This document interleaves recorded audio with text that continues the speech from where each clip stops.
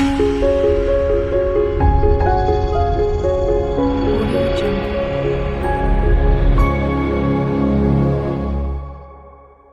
Hello everyone, welcome back to my channel my positive spirit. और आप सुन रहे हैं law of attraction successful stories. वो सक्सेसफुल स्टोरीज जो आपकी लॉ ऑफ अट्रैक्शन की जर्नी को और भी इम्पैक्टफुल बनाती है और भी पॉजिटिव बनाती है और आपके अंदर विश्वास जगाती है कि आप जो भी सोच रहे हैं वो ज़िंदगी में आप मैनिफेस्ट कर सकते हैं। तो law of attraction successful stories की जो आज की सक्सेसफुल स्टोरी है, हेली टी ने, जो कि चिको कैलिफोर्निया अमेरिका में रहती हैं। इनकी जो स्टोरी है वो है द पावर ऑफ हैप्पीनेस, जिसका हिंदी में अनुवाद है खुशी की शक्ति। ये ओरिजिनली इंग्लिश में लिखी गई थी, लेकिन मैं आपको हिंदी में ट्रांसलेट करके ये स्टोरी बता रहा हूँ। मैं सबसे दुखी लोगों में से एक थी। दुख मेरी जीवन शैली थी, हालांकि उस वक्त मैं ये बात नहीं जानती थी। मैं उम्र के 40 साल मैं उम्र के 40 साल से ज़्यादा समय तक घोर दुःख में रही। फिर सब कुछ अचानक बदल गया। सबसे अच्छी बात यह थी कि यह बहुत सरल था। इन्होंने इस जर्नी को बहुत ही ईज़ी बताया, सरल। जैसे आप लोग प्रैक्टिस करते हैं तो पेशेंस जब खो देते हैं तो कहते हैं बहुत मुश्किल है। मुश्किल नहीं, सरल है। ज़िंदगी में बस एक चीज़ बदलने में से सब कुछ बदल गया। इससे पहले मैं बहुत खिन्न और बेरोज़गार अकेली माँ थी, जो शराब का सहारा लेती थी, और आज देखिए मैं अपनी खुद की स्वतंत्र प्रकाशक कंपनी चला रही हूँ।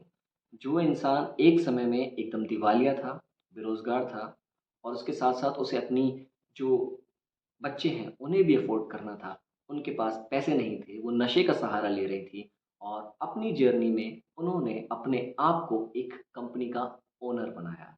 तो कितनी इम्पैक्टफुल जर्नी है, आगे बढ़ते हैं। मुझे वह समय याद है जब मैंने पहली बार अपनी जान लेने की कोशिश की थी। She was suicidal. मेरे दिल को बहुत चोट पहुँची और मैं रोती हुई बाथरूम की ओर दौड़ी थी। मैंने दवाई का बक्सा खोला और उसमें रखी सारी दवाएँ गटक गई। मैं बस मरना चाहती थी। आप सोच सकते हैं कि आपके आस-पास या आपकी ज़िंदगी में बहुत से ऐसे लोग होंगे जो बहुत ही ज़्यादा सुसाइडल थॉट्स रखते होंगे। लेकिन अपनी ज़िंदगी को ख़त्म करना सबसे ज़्यादा बड़ा और सबसे बुरा अपराध है। ये हमें कभी नहीं करना चाहिए। हमें विश्वास रखना चाहिए कि हम अपनी ज़िंदगी बदल सकते हैं। इस कहानी में आगे बढ़ते हैं। तब मुझे खुदकुशी शब्द का मतलब भी नहीं पता था, क्योंकि उस वक़्त मेरी उम्र सिर्फ़ 9 साल थी। लेकिन मैं यह जानती थी कि वे गोलियाँ मेरी जान ले सकती हैं, और मैं किसी तरह बस मरना चाहती थी। खुदकुशी की इस कोशिश के बाद मैंने कई और ऐसी कोशिशें की। गोलियाँ खाना, कलाई काटना, अपना दम घोंटना।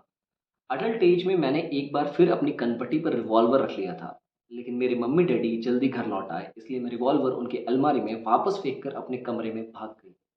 20 साल की उम्र के बाद मैं शराब की शरण में पहुंच गई। मैं हमेशा अस्थिर रहती थी। मेरी आर्थिक हालत अच्छी थी, लेकिन बाद में मैं बेरोज़गार हो गई।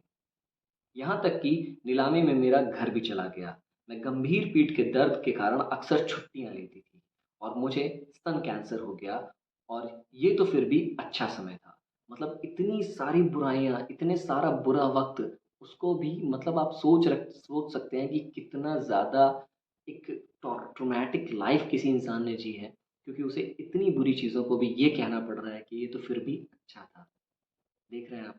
तो कभी-कभी आप कितनी बुरी से बुरी सिचुएशन में होते हैं, और अपनी ज़िंदगी को फिर भी आप बदलने का माद्दा रखते हैं। कहानी में आगे बढ़ते हैं।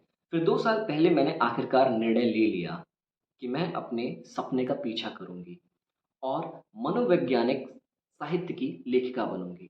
मैंने ऐसा ही किया। मैंने पुस्तकें लिखने में डूब गई, जिनकी बिक्री काफ़ी अच्छी रही। लेकिन एक दिन जब मैं अपने कंप्यूटर पर बैठी और अपनी छठी पुस्तक निकालने को तैयार थी, तो मुझे एहसास हुआ कि मैं दरअसल यह काम आगे नहीं करना चाहती थी।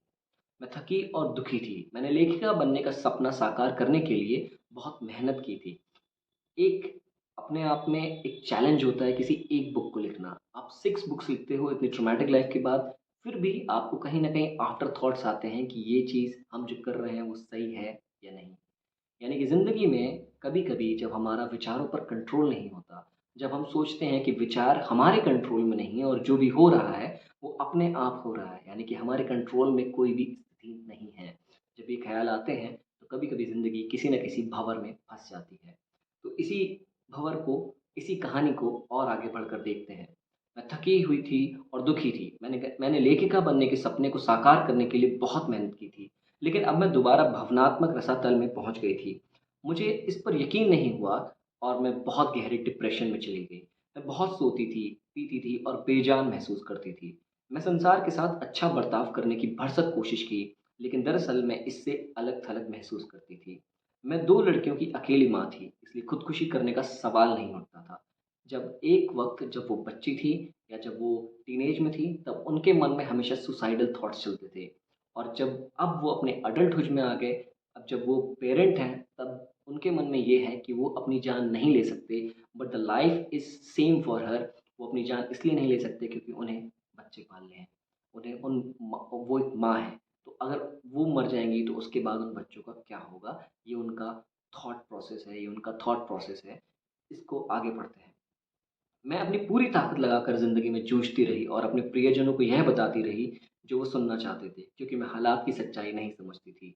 मैं बरसों से आकर्षण के नियम के बारे में पढ़ रही थी और इसे सीख रही थी, लेकिन कोई चीज़ छूट रही थी और मुझे इसका पता नहीं चल रहा था।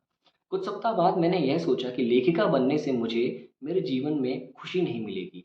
यह बात मैंने बार-बार तब तक कही जब तक कि यह इसे समेट कर ये कहने लगी कि मुझे खुश बनाओ। मैंने दर्जनों बार द सीक्रेट देखी थी, पढ़ी थी और सुनी थी और इससे रॉन्डा बर्न ने बार-बार कहा था कि आपको अच्छा महसूस करना चाहिए।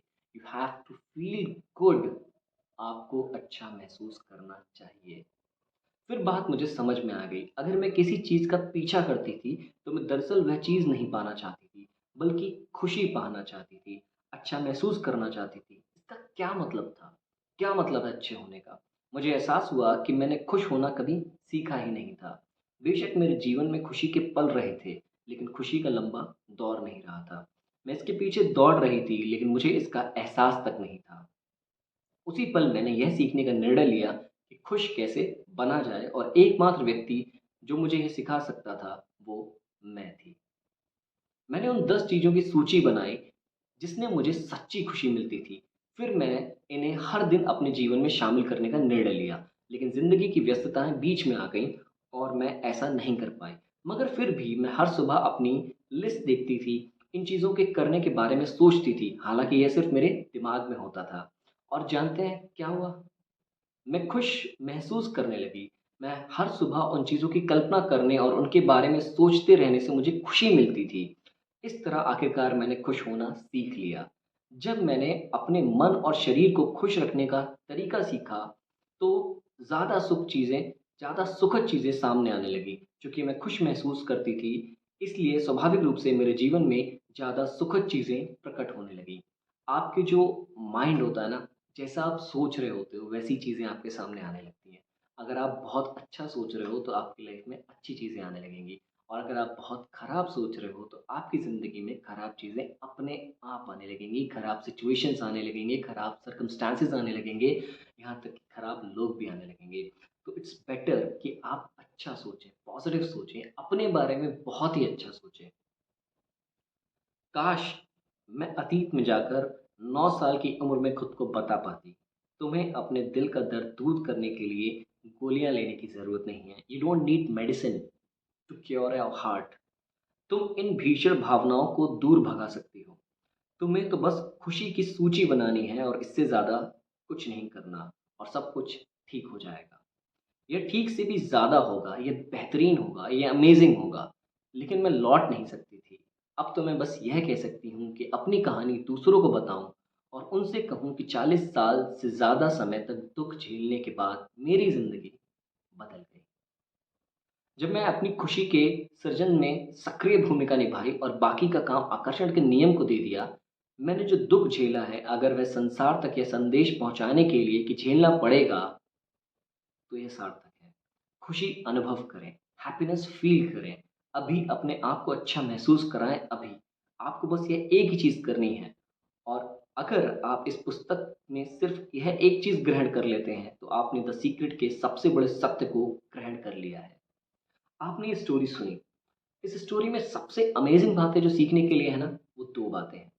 सबसे पहली बात तो ये है कि हम अपने पास्ट की जो ट्रॉमेटिक एक्सपीरियंस रहते हैं ना, उसके बिहाफ़ पे ये मान लेते हैं कि हमारा आगे आने वाला कल बदल नहीं सकता। ये सबसे बड़ी भूल है। हम अपने आगे आने वाले कल को अपने वर्तमान की सोच से, अपनी वर्तमान के अच्छे कार्यों से, अपनी वर्तमान के अच्छे फैसलों से बदल सकते हैं। सबसे बड़ी और ज़रूरी बात ये। लेकिन अगर हम ये काम रिपिटेटिवली करते रहेंगे, अपने जो थॉट्स हैं उनको नहीं बदलेंगे या जो ज़िंदगी हम जी रहे हैं उनको नहीं बदलेंगे, तो आपकी ज़िंदगी आगे भी नहीं बदलने वाली। तो ज़रूरी है कि आप अपनी लाइफ़ ऑब्ज़र्व करें। जो आपकी लाइफ़ में कुछ भी गलत हो रहा है, क्या उसके लिए आप खुद ज़िम्मेदार तो नहीं हैं? ये आपको सोचना होगा, अपने विचारों को ऑब्ज़र्व करना होगा, अपने अंदर झाँकना होगा, मेडिटेट करना होगा और आगे बढ़ना होगा अपनी अच्छी ज़िंदगी बनाने के लिए। और दूसरी बात जो इससे सीखने वाली है वो ये कि हम अपनी ज़िंदगी को बदलने में बहुत वक़्त लगा देते हैं। हम अपनी ज़िंदगी को बदलने में बहुत वक़्त लगा देते हैं। हमें लगता है कि ये ज़िंदगी बहुत मुश्किल है और इसे बदलना बहुत ही मुश्किल है। नहीं, इसको बदलना बहुत आसान है। वाक़ई बहुत आसान है। आपको सिर्फ़ अच्छा सोचना है अपने बारे में। जब आप अपने आप को बचपन में इमेजिन करते हैं, सोचते हैं, जब आप पास्ट की यादों में जाते हैं और आप देखते हैं कि आपने जो सीरीज़ बाय सीरीज़ गलत फ़ैसले लिए हैं, जिनकी वज़ह से आज आप यहाँ पर हैं। अगर आपने वो ना लिए होते तो आप कहाँ होते, है ना? लेकिन आज अगर आप सही फ़ैसला लेंगे तो आप और अच्छी ज़िंदगी बना सकते हैं अपनी। और यही लॉ ऑफ़ अट्रैक्शन की बहुत महत्वपूर्ण चीज़ है जो हमें सीखनी होगी। और इसके अलावा एक जो पॉइंटर है मैं आपको देना चाहता हूँ, जो इस पूरी स्टोरी का क्रक्स है, feel happy for yourself, feel happy. इन्होंने अपनी स्टोरी में ही बताया कि आप हैप्पीनेस कैसे फ़ील कर सकते हैं। इन्होंने एक लिस्ट बनाई, उसमें वो 10 चीज़ें लिखी जिनके बारे में वो अच्छा फ़ील करती थी, जिनको देखकर उन्हें बहुत अच्छा फ़ील होता था। मुझे घूमना पसंद है, जब मैं घूमता हूँ तो मुझे बहुत अच्छा फ़ील होता है। जब मैं पहाड़ देखता हूँ तो मुझे बहुत अच्छा फ़ील होता है, जब मैं बीचेज़ देखता हूँ तो मुझे बहुत अच्छा फ़ील होता है। जब मैं जर्नी करता हूँ तो मुझे बहुत अच्छा फ़ील होता मतलब जब मैं प्लेन में हूँ, ट्रेन में हूँ, बस में हूँ, मुझे बहुत अच्छा फ़ील होता है। तो I have also made a certain list कि ये सारी चीज़ें करके मुझे बहुत ही खुशी होती है। मेरे एक फ्रेंड है, उनको डांस करने के बाद बहुत खुशी महसूस होती है। तो उसी तरीके से आप अपनी लिस्ट बना सकते हैं। ये हर एक इंसान को करना चाहिए जो अब लॉ ऑफ अट्रैक्शन अप्लाई कर रहा है। लॉ ऑफ अट्रैक्शन ज़रूरी नहीं कि आप बहुत बड़े मेटेरियलिस्टिक गोल्स के लिए इस्तेमाल करें। लॉ ऑफ अट्रैक्शन आपको अपने पीस ऑफ माइंड के लिए भी इस्तेमाल करना चाहिए। लॉ ऑफ अट्रैक्शन आपको अपनी ज़िंदगी को और ही फुलफिलिंग बनाने के लिए भी इस्तेमाल करना चाहिए। आप सबसे पहले जाकर आज अपनी वो लिस्ट बनाइए। 10 नहीं तो सिर्फ़ 5 चीज़ें लिखिए जिनको आप करके आप खुश होते हैं। वो क्या चीज़ें हैं जिनको करके आप खुश होते हैं? क्या वो पेंटिंग है? क्या वो मूवीज़ देखना है? क्या वो घूमना है? क्या वो पढ़ाना है? क्या है वो? कुकिंग है वो? जो भी ये चीज़ें हैं उनको लिखिए, उनकी लिस्ट बनाइए, अपने अंदर झाँकिए और उन कामों को करिए, उनके बारे में सोचिए, उनमें लगे रहिए। आप अपने आप को खुश कर लेंगे। अब ज़िंदगी की भाग-दौड़ में इतना व्यस्त मत हो जाइए कि खुद को समय भी ना दें। खुद को समय देना बहुत ज़रूरी है। यही इस स्टोरी का सार था और उम्मीद है कि आपको ये स्टोरी बहुत पसंद आई होगी क्योंकि मुझे ये स्टोरी बहुत अच्छी लगी। इससे एक लॉ ऑफ अट्रैक्शन की कितनी अच्छी टेक्नीक निकल के आई है कि जो चीज़ें आपको खुश करती हैं, जो चीज़ें आपको अच्छा फ़ील कराती हैं, उनकी लिस्ट बनाइए। तो मैं अपनी लिस्ट को और आगे बढ़ाऊँगा और उम्मीद करता हूँ कि आप भी अपनी लिस्ट बनाएँगे अगर आपने अब तक नहीं बनाई है। इसी के साथ इस स्टोरी को और इस वीडियो को यहीं एंड करता हूँ। आप अगर अपनी सक्सेसफुल स्टोरी हमें भेजना चाहते हैं, तो हमें ईमेल कर सकते हैं या फिर हमारे इंस्टाग्राम पे डीएम कर सकते हैं। दोनों ही डिस्क्रिप्शन बॉक्स में आपको दोनों का लिंक मिल जाएगा। और उम्मीद है कि आपको ये वीडियो बहुत पसंद आएगा। Thank you so much, thank you for watching. Please like, share and subscribe my positive